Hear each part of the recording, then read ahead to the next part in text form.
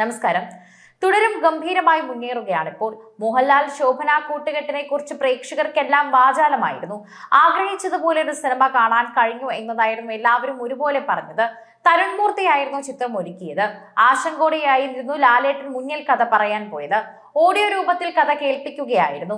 അദ്ദേഹത്തിന്റെ അഭിപ്രായങ്ങൾ പരിഗണിച്ച് വേണ്ട മാറ്റങ്ങൾ വരുത്തിയാണ് ചിത്രം തുടങ്ങിയതെന്ന് സംവിധായകൻ വ്യക്തമാക്കിയിരുന്നു. മാസങ്ങൾക്ക് മുൻപായിരുന്നു നിഷാദ് യൂസഫിന്റെ വിയോഗം. എഡിറ്ററും നടനുമായ നിഷാദിനെ സ്വന്തം ഫ്ളാറ്റിൽ മരിച്ച നിലയിൽ കണ്ടെത്തുകയായിരുന്നു. സെലിബ്രിറ്റികളെല്ലാം തന്നെ സങ്കടം പങ്കുവച്ച് എത്തിയിരുന്നു. ഈ വിയോഗം വിശ്വസിക്കാനാവുന്നില്ലെന്നായിരുന്നു എല്ലാവരും പറഞ്ഞത്.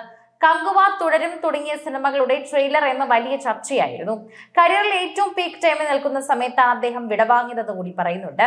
ഇപ്പോഴും തുടരും ഗംഭീര വിജയവുമായി മുന്നേറുമ്പോൾ നിഷാദിനെ കുറിച്ചുള്ള പോസ്റ്റ് പങ്കുവച്ചിരിക്കുകയാണ് തരുൺ.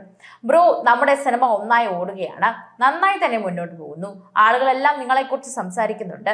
ഇതായിരുന്നു കുറിപ്പിൽ പറഞ്ഞത്. സെലിബ്രിറ്റികളടക്കം നിരവധി പേരാണ് പോസ്റ്റ് ലൈക്ക് ചെയ്തത്. പ്രതികരണം രേഖപ്പെടുത്തിയിട്ടുള്ളതും എഡിറ്റിംഗ് മാത്രമല്ല, തുടരും സിനിമയിൽ അഭിനയിക്കുകയും ചെയ്തിരുന്നു നിഷാദ്. ആ ചിത്രങ്ങളും തരുൺ മൂർത്തി പോസ്റ്റിനൊപ്പം പങ്കുവച്ചിരുന്നു. നിർമ്മാതാവായ രഞ്ജിത്ത് ആയിരുന്നു ചിത്രത്തിലെ തരുണിനെ ക്ഷണിച്ചത്. മോഹൻലാലിനൊപ്പമുള്ള സിനിമ എന്റെ വലിയ സ്വപ്നമായിരുന്നു. ഏതൊരു മലയാളിയെയും പോലെ ഞാനും അദ്ദേഹത്തിന്റെ സിനിമകൾ കണ്ട് വളർന്നതാണ്. ലാലേട്ടനൊപ്പമുള്ള അവസരം എന്ന് കേട്ടതും അത് സ്വീകരിക്കുകയായിരുന്നു.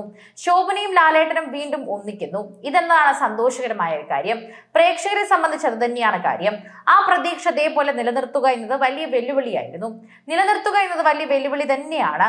എന്താണ് ചെയ്യേണ്ടതെന്ന് ചോദിച്ച് ഇരുവരും മുന്നിലെത്തിയപ്പോൾ ആദ്യം പേടിയായിരുന്നു. എന്റെ വീട്ടുകാരെല്ലാം സിനിമയുടെ ചിത്രീകരണം കാണാനായി എത്തിയിരുന്നു. ലാലേട്ടനും ശോഭനയും ഒന്നിച്ചുള്ള രംഗമായിരുന്നു ആദ്യം ചിത്രീകരിച്ചത്. സാരിയിൽ കൈ തുടക്കുന്ന രംഗമായിരുന്നു.